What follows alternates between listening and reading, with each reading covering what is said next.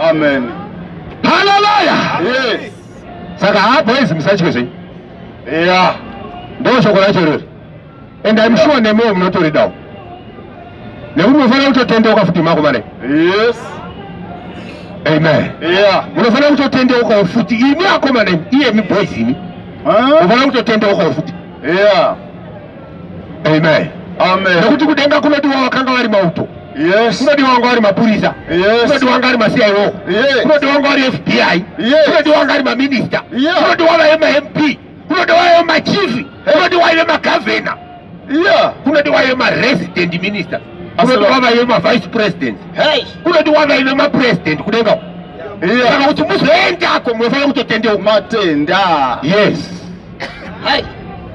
Hallelujah. Amen. Saka usasa unye peru ne basara kona unaiteresere intelligent. Obo wanafanya kama nasinga ite kutendeuka. Ayewa. Umefanirwa kutendeuka. Yes. Awuyende nazo hizo. Awuyende nazo so intelligent. Yes. Amen. Amen. Hallelujah. Amen. Ni intelligence no pera so sara pana pesa. Manje so. Uchano mira pamberi pechigaro chakutonga cha Kristo. Yes. Mukuru wa intelligence zacho. Mukuru wa intelligence achamira pamberi kwa Paulo. Yeah. Chapter 5 verse number 10. Yes. Iwe usatambe nini? Hallelujah. Yes. Amen. Saka fati tiliwa komande mami, tiliwa kura mapurisa, tiliwa kura SEO, saka sokutendoka zade zofana. Stotonga. Chapter 5 verse number 10. Tonga imuchizira kuti muchatongwa. Yes. Hallelujah. Amen. Tonga imuchizira kuti muchatongwa. Verse 10. Yes. Wakorinde wechipiri. Chapter number 5. Chapter number 5 verse 10. What verse 10? Nokuti isutose tinofanira kuratidzwa. Apana asikaratidzwa. Munhu wese kusangana president. Magabe acharatidzwa. Yes. Hallelujah. Amen. Amen. Yes. Sisi John Rhodes acharatidzwa. Yes. Kana akaita zvakaipa piswa murume zvichaonekwa. Azvichaonekwa. Hallelujah. Yes. Tinofanira kuratidzwa pamberi pechigaro chakutonga cha Kristu kuti mumwe nomumwe apiwe zvaakaita nemuviri ari mubhodhi sezvaakaita. Saka wakabhonotora munhu usiku kuma 1 yes. Nekuti uri musiyaiwo munhu akanyangarika uchanobvunzwa. Ipo paya. Hallelujah. Kana wakamboponda munhu kuuzumba nokuti wanga uri muudzi womusangano uchanobvunzwa. Wakomana. Hallelujah. Amen. Tose tofana kuratidzwa pamberi pechigaro chokutonga cha Kristu. Paruma. Yes. Saka tikatoudzana chokwadi tiri panapa zvakanyanya kunaka. Yes. Pane kubhabhatirana we. Apfuura mberi uchida zvebasa we. Yes. Ezvokuti kumakampeini la. Yeah. Uri kuponde vanhu. Uponde vanhu. Nokuti unoda tumari. Hallelujah. Yes. Uchazvidairira mudirani. Hakuna anokudairira kana vaikutuma vakudairire. Yes. Ndo danger nenyaya dzenyidzi. Vaikutuma vakudairire. Yes. Muparidzi chapter 12 verse 13. Hey, zvino shoko guru pazvose zvatanzwa heri. Shoko guru pane zvose zvatataura iri. Itya Mwari, iwe murume itya Mwariwe. Uchengete mirayiro yake. Uchengete mirayiro ya Mwariwe. Nekuti ndizvo zvakafanira vanhu vose. Murayiro wa Mwari wakati usauraya. Saka pa 2023 apa be careful.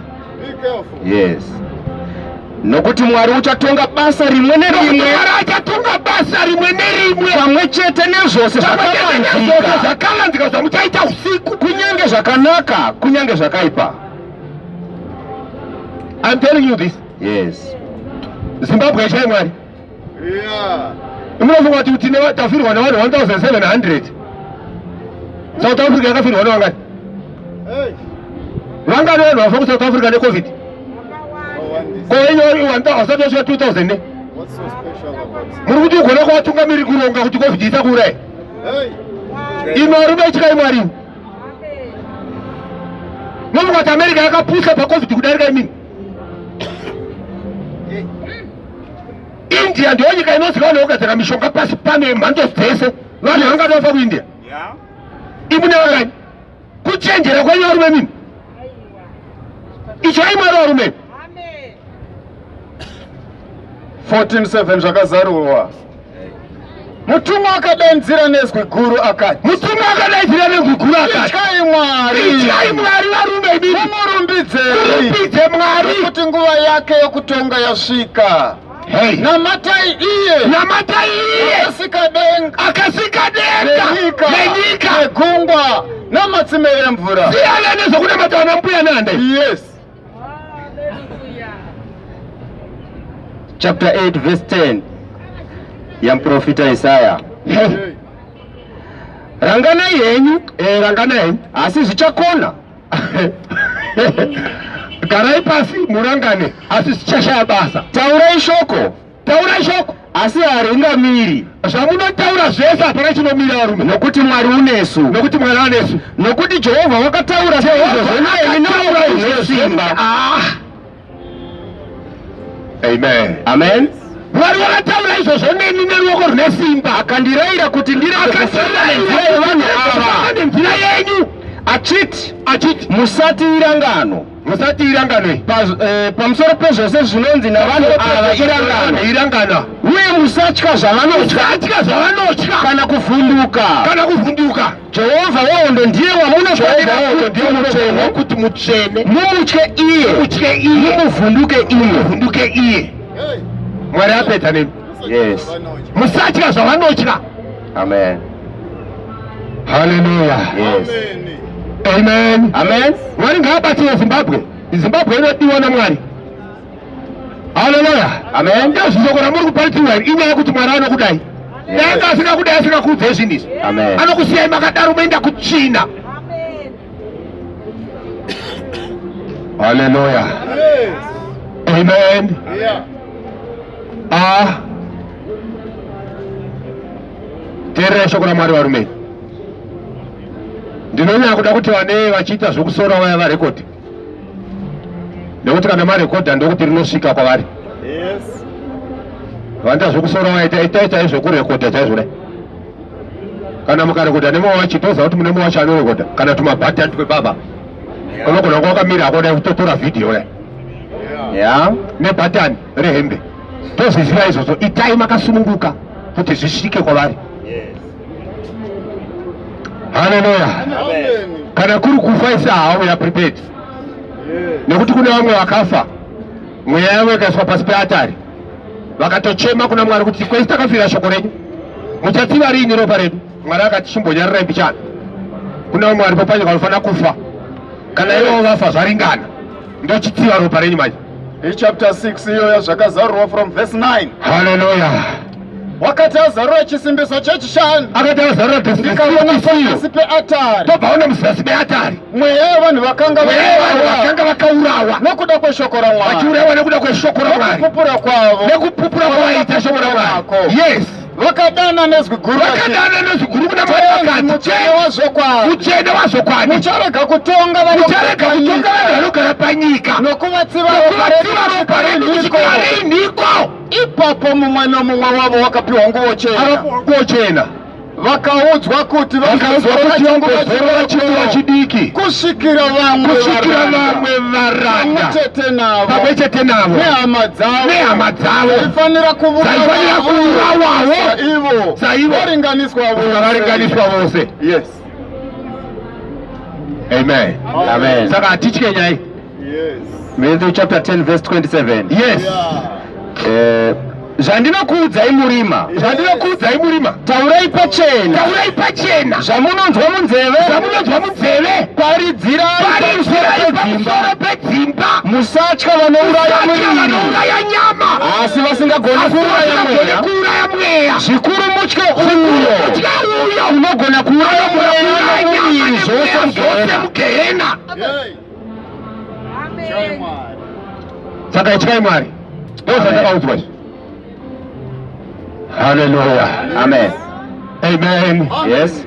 Saka Zimbabwe tendeukai. Zimbabwe di? Tendeukai tirwirwe pachirwere ichi. Hallelujah. Yes. Kana musina kutendeuka pachirwere ichi hapana kurwirwa. Zvamunoronga zvese hazvibudi. Amen. Yes. Haleluya. Ndio mashoko ya Mwari. Atina zimwe zvatingakuudzei. Paulo anotaura kuti ivhangeri kana toiparidza hatitsvake kufadza vanhu. Saka mukafunga kuti tichaparidza zvinokufadza imi nevatungamiriri venyu mune matokanganisika, hazvidaro. Haleluya. Hey. Chapter 1 verse 10. Chapter 1 verse number 10. Nokuti izvi ndinoita,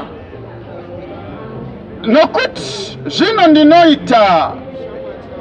Verse 8. Asi kunyange isu, Paulo ari kuti kunyange isusu mutumwa unobva kudenga kana ngirozi inobva kudenga akakuparidzira imwe ivhangeri ikauya panyika panapa ikaparidza imwe ivhangeri yatinokuparidzira inopesana neiyi, ngave wakatukwa, ngirozi iyoyo ngaive yakatukwa sezvatakamboreva, sezvatakambotaura. zvino ndinoreva zvese izvozvo. Ndakutsokorora zvekutaura. Kana kuno munhu, kana kuna mumwe mufundisi unokuparidzira imwe kana ivhangeri, mukuru wechechi andotaura imwe ivhangeri inopesana inopisana neiyi yamakagamuchirai, ngave wakatukwa, mufundisi iye ngave akatukwa. nokuti zvino ndinoita ushamwari kana navanhu ndopadza here, ivhangeri ndotsvaka kuita ushamwari nevanhu here, kana naMwari, kana kuti ndotsvaka ushamwari naMwari, kana ndinotsvaka kufadza vanhu kana ndipadza here, ivhangeri ndotsvaka kuti vanhu vafare here, kana ndaifadza kana vanhu, ndikada kufadza vanhu paivhangeri zvino handizaiva nazvina muranda ndichakwalifai kuva waKristu. muranda waKristu. Saka vhangeri yatoparidza ise kufadza vanhu Yes. yokuti mukatoombera maoko amwe achikanda maro achikanda zvekubvisa makasiketi ayo. No, tinoparidza inokugumbura zvokutobva pano chidai ndachikwanisa ndaimurova mudaro. Yes. Iyoyo ndo vhangeri yacho, haisi ushamwari nevanhu. Izvonzo Yes. Nokuti ndinokuzivisai hama dzangu ndinokuzivisai mahama dzangu kuti ivhangeri yakaparidzwa ivhangeri neni yakaparidzwa neni haina kuita sai haina kufanana vanhu. neivhangeri yevanhu. Saka vanhu vane ivhangeri yavo, Yes. ndo yavanoti ikaparidzwa vanoti go deeper men of God, Inovafadza. inovafadza.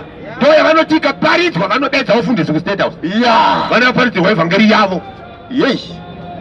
Vanotaura zvinovafadza. Unoenda kunomwa tii kuState House waparidzira vanhu vhangeri yavo. Yes. Eh? Asi iyi wamungano kadaidzwa kuState House iyi Iwe. Iwe. ukatoenda kuti kuState House ndasungwa, Yes. pane mukana wekunourayiwa ipapo. Yeah. Haleluya. Amen. Yes. Right? Nokuti handina kuipiwa navanhu. Zvinoita kuti ndisafadze vanhu paivhangeri. Yes. Ndichakuti handina kuipiwa nevanhu, Kana kuidzidziswa handina nomunhu. kuita yekuendera kuLiving Waters Bible College. Yes. Asi ndakairatidzwa naJesu Kristu. Saka haisi yekufadza vanhu, dzekuLiving Waters dzofadza vanhu. Vana receive your car. I prophesy car into your life. I declare your business. This year you are going to be married. Ndo dzevanhu idzodzo. Yes. Nekuti Paulo anga asiya. Saka vanoti go deeper men of God. Amen. Deep into hell. Yeah. Haleluya. Amen. Paulo anga asiya tauro pana 2 Timothy chapter 4 verse 3. Yeah. Nokuti nguva ichasvika yavacharamba kutendera dzidziso yakarurama. Hanzi nguva ichasvika vanhu vacharamba kutenda dzidziso yakarurama, Asi vachida kufadzwa panzeve vanoda dzavo. kufadzwa panzeve dzavo, Vachizviunganidzira vadzidzisi vachiunganidzira mapreachers. Ivo vanhu ndo vanosarudza mapreachers avanoda, Yes. voendesa kucollege, votiena voti chiuya mutiparidzire, Yes. Vachifuratidza nzeve dzavo pazvokwadi. vofuratidza nzeve dzavo pazvokwadi, Vachitsaukira kungano. vatsaukira kungano dzavafundisawo kumakoreja. Yes. Joina achitaura izvozvo chapter 12 verse 41. Hey, Isaya wakareva izvozvo. Isaya akaprofita nyaya iyi, Nokuti wakaona kubwinya kwake. nokuti angaona kubwinya kwaMwari, Kamureva iye. vamutaura iye. Asi kunyanga zvakadaro. Kunyange Isaya akaprofita zvaMwari, Vazhinji vavabati vazhinji vavatovatenda vakatenda kuna Jesu. Vabati vakatenda patinzwa zvakaitika, asi vakanga asi vakanga vasingamureva. vasingabude pachena kuti tatenda shoko iri. Nokuda kwavaFarisi. Vaitya vakuru vemachechi avaipinda Ya, kuti varege kubudiswa. kuti varege kudzingwa munana yese icho, Nokuti vakanga vachanga vachida kutudzwa nevanhu pfuura kukudzwa pfuura naMwari. kukudzwa naMwari. Amen. Saka izvozvi unaye pana everyday wakainzwa kuti ndiyo, but kuti ubude pachena undaitenda unodzingwa usayeche. Hey, motikari yotorwa nokuti haitendwe imba yaurugara unobuda vana rubato vachikora vanodzoka kubva kucanada. Yes. Hai. Haleluya. Unoda kukudzwa navanhu kupfuura kukudzwa naMwari. Kuti men of God, go deeper uchitaura tsvina iyoyo. Yes. Mark chapter 7 verse 6. Akati kwavari Isaya wakaprofita kwazvo pamusoro penyu. Isaya akaprofita pamusoro penyu mani. Imi vanyengeri.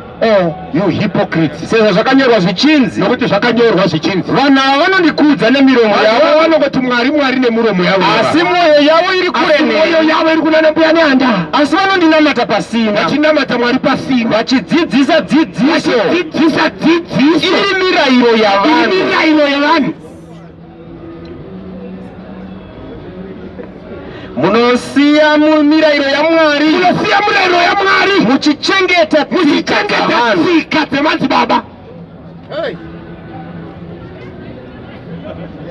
Sorry kwazvo. Ndo dzinodiwa idzodzi. Tsika dzemadzibaba. Chapter 28. Hallelujah. Mabasa apostori. Verse 22. Verse 22. Asi tinoda zvaunofunga nokuti kana iri dzidziso vhangeri yauri kuparidza iyi tinoziva kuti inorambwa pese hakuna kwainogamuchirwa. Yes. Marambiro awatoita panewa ndo zvairi. Saka notoona wairamba wakanyorwa kudhara. Yes. Wanzi inorambwa kwese kuda kuti urumwe wacho vanoiramba saka wakanyorwa. Saka usafunga kuti hakuna kunyorwa mubhaibheri, wakanyorwa. Amen. Yes. Saka Isaya wakanyorwa uri ku left side kana kuti uri ku right. Asi munhu wese arimo. Amen. Yes. Haleluya. Amen. Munhu wese ari papi? Arimo. Aidha uri ku left kana kuti uri ku right. Mwoyo iripo chete. Kuda kuti aidha wakarurama kana kuti hauna. Ndo vanhu 2 vari mubhaibheri. Ndakambotaura ndikati bhuku muchiona yakakura kudai. Kune dzimwe dzinotakurwa nemabhara. Yes. Nekukura kwese. Haina zvinhu zvakawanda zvaintaura. Inotaura zvinhu zviviri chete. Ndo zvakanyorwa 2. Amen. Unongoona Mwari naSatani ndo vanhu 2 vari mubhuku chete. Chiedza nei? Nema nei? Mandara nei? Nechifeve. Ndo zviri mubhaibheri. Amen. Yes. Haleluya. Saka kana vava vaprofita kune venhema nevechi chokwadi, vapostori kune venhema nevechi vadzidziso kune venhema nevechi chokwadi. Ndo zvinhu 2 zviri mubhaibheri. Hakuna zvakawanda. Usazoverenga uchifunga kuti chaona makomo nemakomo. Mune zvinhu 2 chete. Life and death. Light and darkness. Chete. Hapana zviri pakati nepakati. Hakuna neutral. Kune either left or right. Yes. Saka ku right iwe ndoko unenge uri kana kuti ku left. Zvichidependa kuti watenda. Mashoko iwaya tinomaona pana Galatians chapter 5 verse 16. Yes. Inoti zvino ndinoti famba ino mweya. Ipapo hamungaiti kuchiva kwenyama. Kuda kuti mune nyama nemweya mubhaibheri. Yes. Saka Pauro akati nyama nemweya zvinorwisana. Kuda kuti Kristu naSatani zvodi ndimikairira neshato. Yes. Vari kurwa. Kuti imi murege kuita zvamodi. Kuti murege kuita zvamunoda. Haleluya. Saka Satani naKristu vanorwisana kuti murege kuita zvamodi. Saka isi aidha muchaita kuda kwaKristu kana kuti kuda kwaSatani hamuite zvamunoda. Amen. Haleluya. Hamuite zvamunodi nini? Hakuna munhu anoita zvaanoda panyika pana. Unoita zvinodiwa nevaviri. Aidha unoda kuita zvinodiwa naMwari kana kuti unoita zvinodiwa naSatani. Saka mabasa ako madhora kunoita kuti ndezvani. Haleluya. Amen. Izvo zvichitobva pana paenda kuziva kuti zvauri izvi ndezvani. Amen. Haleluya. Muri kuita madhiri muchipa makambani kavo nemuhurumende mamunoshanda. Muchiita corruption kumapurazi. Izvo zvese zvamuri kuita zviya zvine muridzi wazvo. But chandoda kujekesa ndechekuti hazvisi zvaMwari. Amen. Nekuti corruption yakanzi naMwari ndakaivenga.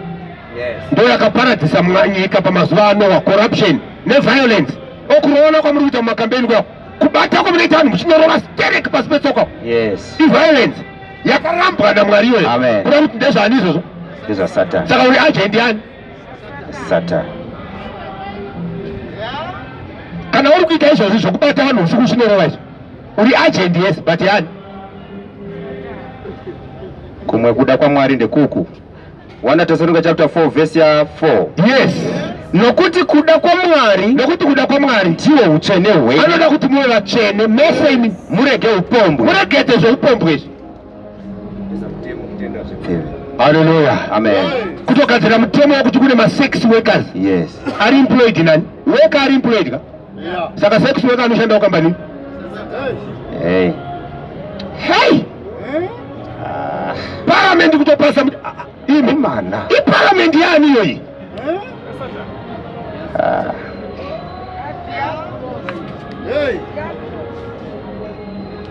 Haleluya, nembongonzwa idzo nyusi dzekunyepa dziri kutoo South Africa yakugadzira mutemo uchatoiswa muparliament yekuti mukadzi atenderwe kuroorwa nevarume vaanoda at one time. Kana akuda kuroorwa ne4 anobvumirwa nemutemo. Saka anoti 1 week kwaba tichaona, 1 week kwaba Sidini, 1 week kwaba Natasha, another week kwaba Memory. Ikodzero yake. Next week odzoka kwaba Sidini. What is that? Saka icho kwadi kuti the whole world is under the rule of the evil one. Sure, nyika yose iri kutongwa naSatani right now. Haleluya. Saka na Bhaibheri ati nyika yese iri kutongwa naSatani. Totodzoka pakutongwa kwenyika kwacho. Toona nyika dzese dzinotungamirwa na Biden, vana Mnangagwa, vana mhendo wekuZambia, vana Lungu nana Ramaphosa nana vari kutonga nyika. Asi shoko rati riri kutongwa nani? Na Satan. Zvino handichaziva manje. Kufamba sei. Hey. Handichaziva manje kuti zvakamira sei kwedu kunoku. Tinogona kutiitira nyore nyore kanhasi. Ya. Tikaunzi Biden ndiwaSatani, toti ya ndiwaSatani, ndiwaSatani, America ndiyaSatani. But kuno kwenyu zvakamirawo sei? Nokuti vanoti the whole world including Zimbabwe.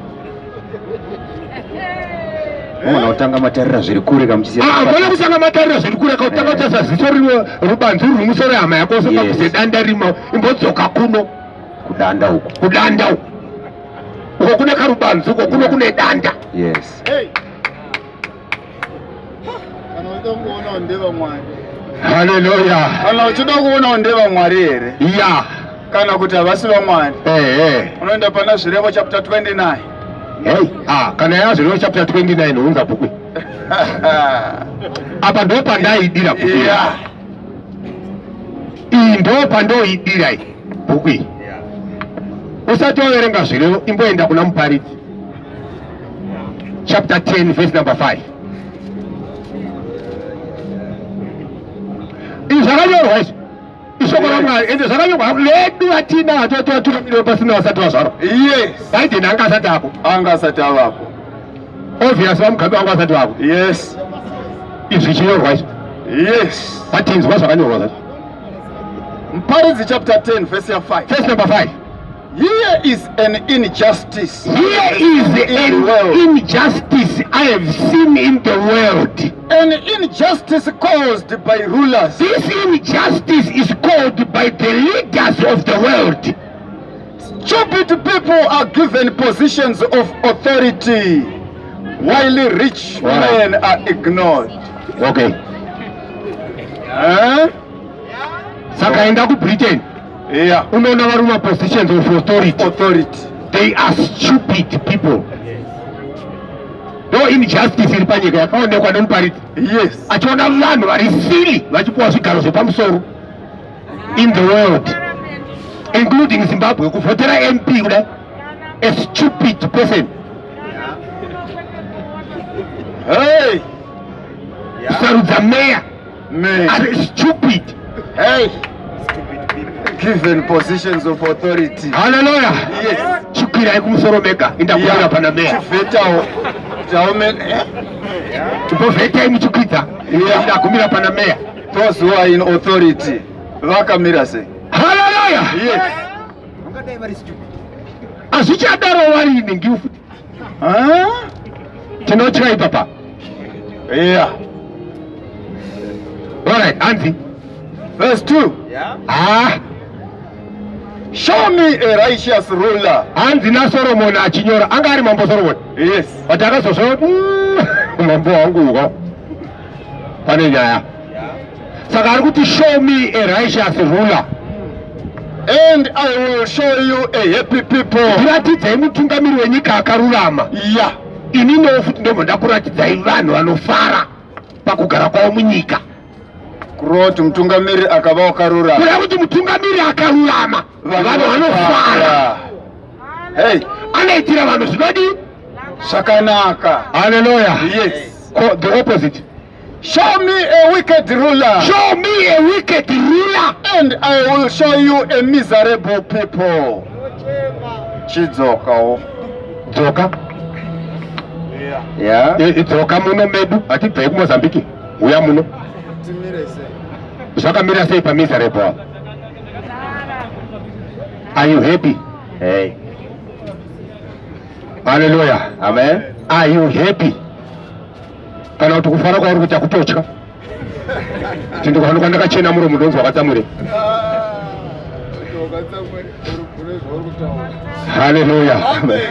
Show me a wicked ruler. And I will show you a miserable people led by a wicked ruler.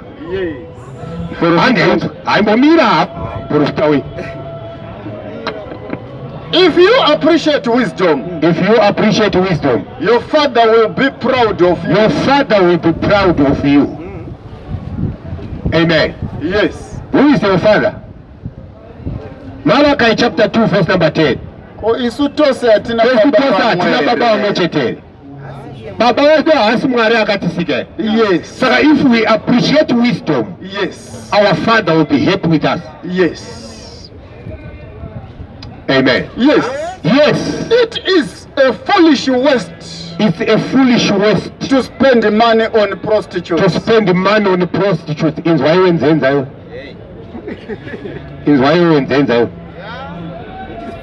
a foolish waste. Not only foolish, but a foolish waste. Kupedza mari unotsvaka ma-sex workers. That's foolish. Saka pavakanzi ma-sex workers vaida kuvapromota kuti vaite kunge vakanaka kwauri utambise mari uchiti against the word of God. Ndikuda unotora sex worker. Ona zita racho sex worker. Zvoita sezvine simba pakunamata Mwari kudai. Takunge chibasa chine chiremera. Kunge chibasa chine chiremera. Cheunzenza yekufamba munhu asina kusimira. Kuitwa pinde. Auya apinda abuda, auya apinda abuda, auya unosara uri munhu worudzi. Unosara uri munhu worudzi kuti uyo anosvosiya zvake imomo, uyo usiwo zvake imomo, muwani yeye varume 700 kusvosiya zvavo imomo. Unosara uri munhu worudzi, unombofunga kuti chii wewe? Hey. Hallelujah. Yes.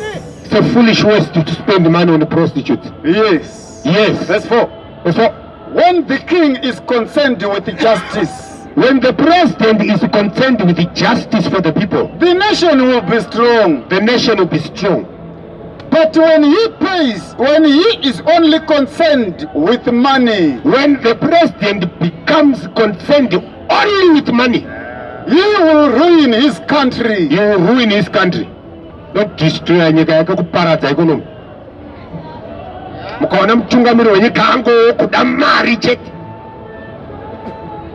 So diamond ratengeswa ngayo yemuhuma, gold ratengeswa ngayo yemuhuma, mfodya yake tengeswa ngayo. Ukaona adaro anoparadza nyika. Yes. Ndati zvakanyorwa vedu vasati vapa. Vasati. Saka hazvingarevi ava. Yes. Asi kana vari vatungamiri vofuti vanopinda futi. Yes. Hallelujah. Yes. Amen. Amen. Yes. If you flatter your friends, kana ukachetera hama dzako kudzinyengera mashamwari dzavo, you set a trap for yourself. Uri kuzvisetera trap. Ndochawira mutrap iyo. Saka shamwari dzoda kunzwa chokwadi. Hadzidi zvokubhabhadzirwa. Yeah. Dzitaurire chokwadi. Amen. Yes. Yes. Evil people are trapped in their own sins. Evil people are trapped in their own sins. While honest people are While honest people are happy and free. Amen. Yes. Saka iwe kuipa kwakaita kunongonyura muzvii zvako. Yeah. Nonyura mupombo wako chiti mbudzi inofura pakasungirwa, mbudzi inofura pakasungirwa uchiba kubasa kwaunoshanda unonyura. Hey. Muzvii zvako izvozvo. Iye mbudzi wozvishwa ndo inofura pakasungirwa. Yes. Waya haidaro. Yeah. Zvino Jesu akati makwai angu ndinaziva. Kuna kuti vaJesu makwai. Mbudzi ndedzasatani. Yes. Mbudzi ndo dzinofura padzakasungirwa. Kuna kuti vana vasatani ndo vanoba kwavanoshanda. Yes. Mwana wa Satani iye unoba kubasa iwe. Hey. Mbudzi inofura payakasungirwa. Zvino shoko rakati achati kumbudzi ende kwandiri muende kumoto. Hey. Kumbudzi. Hallelujah. Amen. Yes. Unotoona kuti tukasapinda mumadhiri ekuba pakambani unovengwa. Yeah. Unonzwa vapota vachitaura kuti hai dzinongoitawo zvechiwaiwai idzi. Yeah. Usataure nadzo dzokutengesa idzi dzinoita zvechiwaiwai. Waya haifune payakasungirwa. Of course. Iwe utonzwa unge watukwa. Amen. Yeah. Iwe ukanzi waiwai wofutedza kunge watukwa. Hauna kutukwa. Watopromotwa because wai ndo dzaMwari. Yes. Mbudzi ndedzaSatani. Yes. Ndo dzinofura padzakadii idzodzo. Padzakasungirwa. Yes. Verse 7. Yeah. A good person knows the rights of the poor. Knows the rights of the poor. But wicked people cannot understand such cannot things. understand the rights of the poor. Huh? Rinenge rakanyorwa Zimbabwe. Rinenge rokwedu. Handichaziva manje. Solomon anenge aereva Zimbabwe. Amen. Saka ndakambotora ndikati what are the rights of the poor? What are the rights of the poor? The poor need food. Shelter. The poor need shelter. The poor need health deliverance system. The poor need education. Ndo marights awa. The poor need proper sanitation. Yes. Vanoda matoilet akanaka nemvura yakachena yekunwa. Yeah. Those who do marights emapoor. Yes. Saka a righteous leader is concerned about the rights of the poor. Yes. Mukaona mvura isawanikwe patepi. Yeah.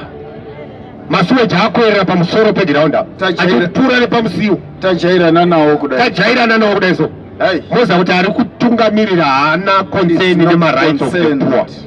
Angava meya kana president kana minister welocal government. Haana. Saka munogona kuti makasarudza meya asina kana concern. Simply because makamabhowekana nezano. Yeah. Ndikachita meya weMDC. Makamuisa. Zviri papi. Mota dzanzwa kutyoka madrive shaft. Makomba kedeke. Wanonoka kubasa uda kumali apa manyike. Meya. Hey. Stupid people are given positions of authority. Hey. Hallelujah. Amen. Yes. Bloodthirsty people. Bloodthirsty Anyone who is people. honest. Is right. Bloodthirsty people. Vanhu vaya vanoda kudeura ropa. Yes. They hate anyone who is honest. Yeah. Zvesho wakada kuita honest munyika muno. Yes. Yeah. Amen. Yes. Ukada kuita honest munyika muno. Yeah. Ukasanyangarika unofa uchitambura kuita rombe. Yes. Wada kuita honest. Yeah. Vamwe vakaita honest vakadzingwa musangano. Zvokuda kuita honest, aya ta corruption ngairengedzwe. Unodzingwa. Unovharirwa kuchikurubi. Bloodthirsty people. Bloodthirsty people hate anyone who is honest. Hey. Saka iko kutotaura chokwadi kuyoita kuti utovengwa iwe. Yes. Netype yevanhu vataurwa. Yeah. Bloodthirsty people. Vanokwencha thirst yavo neropa kudai. Hallelujah. Yes. Yes. But righteous people will protect the life of such a person. Will protect the life of the poor person. Amen. Yes. Yeah, I assure you.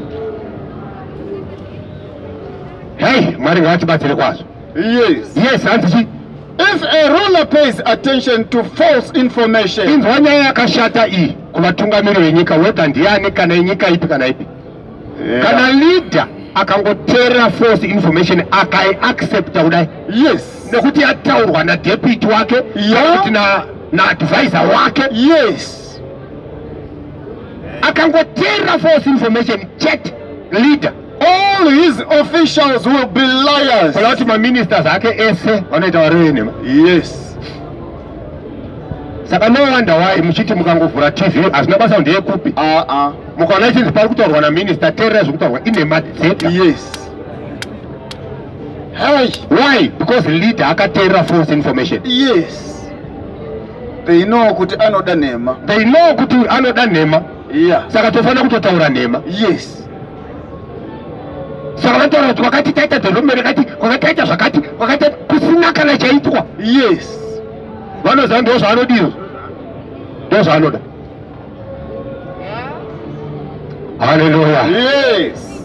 Amen. Amen. Yes. Verse 13. A poor man and his oppressor have this in common. They have this one thing in common. The Lord gave eyes to both of them. Saka oppressor akapuwa maziso naMwari. Yes. Anoona. Yeah. Oppressed akapuwa maziso naMwari anodi. Anoona. Saka anogona kutadza hake kutaura nekuti atya kuurawa. Asi anoona. Hey. Amen. Amen. Saka vanhu vangatadze havo kutaura. Yes. Asi vari kudiyawo? Vari kuona. Nokuti vakataura vanorohwa. Yes. Asi vari kudiyawo? Vane vachiona. Mwari akavapa chii? Maziso. Vese oppressor na oppressed. Yes. Vakapuwa maziso ekuona. Yeah. Saka vese vanodiyawo? Vanoona. Uyo achiona kuti ndiri kudzvanya, wachiona kuti ndakadzvanywa. Asi akadzvanywa kuti ataura kuti mandidzvanya manje hazviti. Asi anodi yake? Anoona. Hallelujah. Yes. Yes. If a king defends the rights of the poor, if a leader defends the rights of the poor, he will rule for a long time. Saka nyaya yekuti mambo kana kuti president atonge nguva yakareba haibve pakuchengetwa nemasecurity. Yes. Haibve paukama hwake nemauto. No. Zvatakanzwa zvaitaurwa marimwe zure. Ayo. I-corruption iyoyo. Iya i-corruption. Yes. Zvinonyadzisa kuti munhu anaunze corruption yake. Munhu mukuru wotaura corruption yakadava pamberi penyika kudai. Mauto ndeakwe. Inonyadzisa. Yeah. Kana mukaobserva ma-rights of the poor, yes, you will rule for a long time. Ndo zvakataurwa naShe. Ndo zvakataurwa naMwari anogadza madzimambo kana kupisa. Yes. Saka kana vachida kugara nguva yakareba baba vaMnangagwa, iye president wedu, inini I'm so proud of him. Yeah. Nekuti ndi president, kunyange vachiitawo zvimwewo zvavanoitawo ndizvozvo. Munhu because mukamufungidza zvaapa Mwari matora asikafundi. Munhu asi Mwari. Yeah. Amen. Yes. Hallelujah. Ndo vandowanzoda kupa muenzaniso. Kana mukangotedzera kodzero dzevanhu mukangoita zvinodiwa nevanhu chete. Yes. Munovhoterwa munovhoterwa muri pauri cheya musagone kufamba. Yes. Tinomuda. Idipe. Yeah. Idipe. Kusvika munopfuura 2030 amaiti munenge muchirwara. Kwete ichitsotsi. Ayo. Ingoita zvodiwa nevanhu chete. Mukadzisa zvipatara, mukadzisa education, mukadzisa nyaya yechikafu pekugara. Idzo dzimba dziri kupazwa dziona zvamunoita nadzo idzi. Nekuti dzakambovakwa muripo makatarisa muchiona. Matokomishina kuti dzivakwa makunopaza yapera. Yes. What's that? Rangarirai ma-rights of the poor, mukuru wangu. Kana muda kuti muhwine 2023. Amen. Unotonga kusvika pamunoda. Yes. Kunyange wapanda wakati uri legitimate, unotonga chete. Vachiti uri legitimate iwo vari pasi pako. Yes. Hallelujah. Amen. Amen. Yes. Saka zvakuti hailegitimate. Aya, ndiwo here unoti munhu illegitimate president. Vanoiswa naMwari. Anolegitimaizwa newe here? Kwete. Ndiani anomulegitimiza? NdiMwari. Saka akalegitimiza zvakadaro. Nemapindiro iwaya. Yes. Hallelujah. Amen. Ane mapindiro iwaya ichikopopo iwayo. Vakalegitimaizwa naMwari. Ndosaka varipo. Hakuna anopagara kana mwana asina kumugadza yeva. Yes. Pauro vanotoitiwa varipa vakaiswa pona muraiwa nenzira iyoyo kutotopora mudhara kwakupinda kwakubirizira futi 2010 kupinda futi ndobaitira kaita mwari wa amen izvo zvi 2023 ndai munovhotesa futi wani munobirwa futi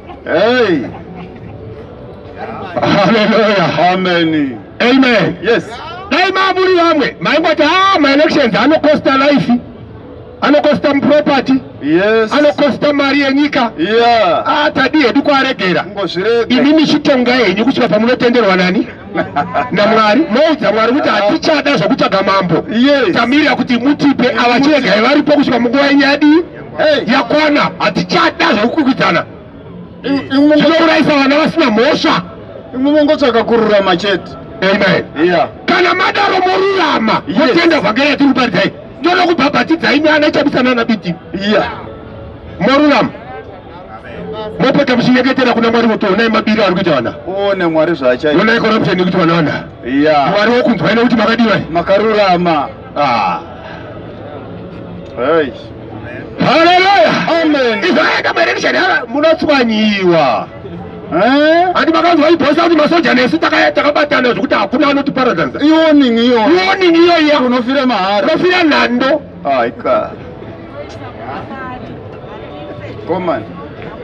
haleluya saka udzai nyaya dzenyu kunani kuna mwari nekuti ndiye anogadza nekubvisa madzimambo imi hamuna kumuona hamuna kumuona here mwari Sauro achipfuurira mberi achiti ndiri mutongi waIsraeri akazodzwa akakomana kudhara unopfuurira uchitonga wafunga kuti ndiwe aiwa kuna mwari hausiriwe pane kakomana kauri kuti andeejika saka kuvanhu ndiwe but kuna mwari ndekaka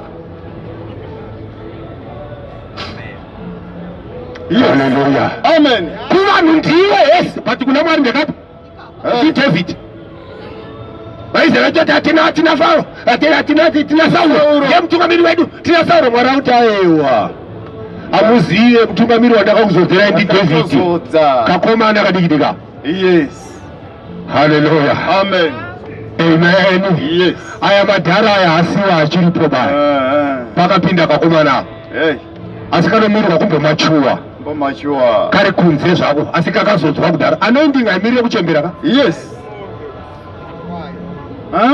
hallelujah amen verse 16 when evil men are in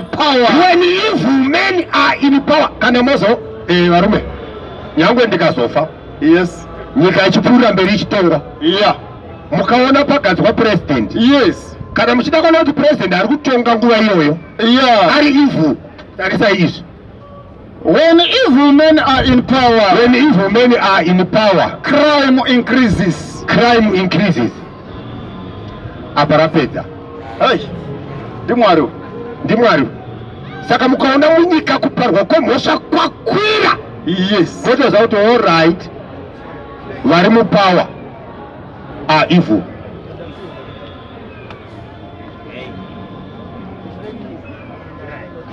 zinoshoko ramwari rakaipaka izvozvo izvi rakanyorwa kai taritauraka ngatichidzokai paground tombotarisa Zimbabwe toona kuti crime yakamira sei tikaona crime iri pasi toziva kuti president uda righteous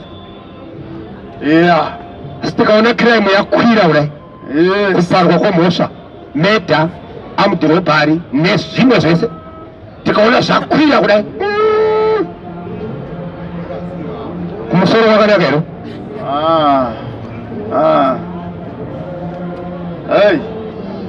hallelujah amen when people are in power crime increases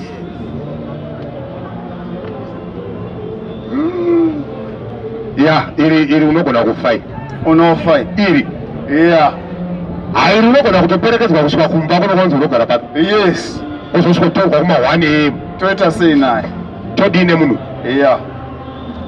but kandikutaurire unogona kuti todine munhu moronga kuti ngaafe but danger yamunenge maita manje munenge mauraya iye but iri hamuna kuridii arimire hamena kuti mungauraya iri seiri kuti rirege kutaura iri nokuti ndoriri kutaura iri zvokuti baba ndikatonyarara ndikati ingoverenga chete isingainterpreti ndoenda kunogara ndotingoverenga kuda kuti ukaribata iyo riri wapedza kundiuraya ukariverenga rinokuudza izvozvo saka unofanira kutouraya iri kana uchizvikwanisa kuti zvirege kutaurwa izvi ukauraya nini hapana zvavaita rinosara ichitaurwa neuyu kana neuyu vanapita vakaurawa vanakamira richienda mberi tinaro nanhasi ravakataura vanapita tinaro haleluya amen. Saka neimwe kuvakuuraya munhu akubatsire kana pari panyaya idzi pamwe kungabatsire kana dziri nyaya dzepolitics haleluya but kana idzo politics dzacho vana Chitepa vakafa Zanu haina kufa vana Tongozana vakafa Zanu haina kufa Mugabezna akafa but Zanu haina kuti iripo. Saka kuuraya kuna munopedza vanhu asi zvinhu musingazvidi musingazvipedza zvinhu ndo zvine challenge vanhu havana problem zvinhu amen yes right. Verse 18. A nation without God's guidance. A nation without God's guidance is a nation without order. Kienda kulogara basi. Saka varume chitarira iZimbabwe kuti mune order here. Mukaona musina order muZimbabwe kuona kuti Zimbabwe is not under the guidance of God. Saka naisiri under the guidance of God iye chifamba iri kufamba under whose guidance? Devil's control. Yes. Saka ndio saka muchiona disorder yakadai so. Hey. Hallelujah. Yes. Iriwadza kuti nyika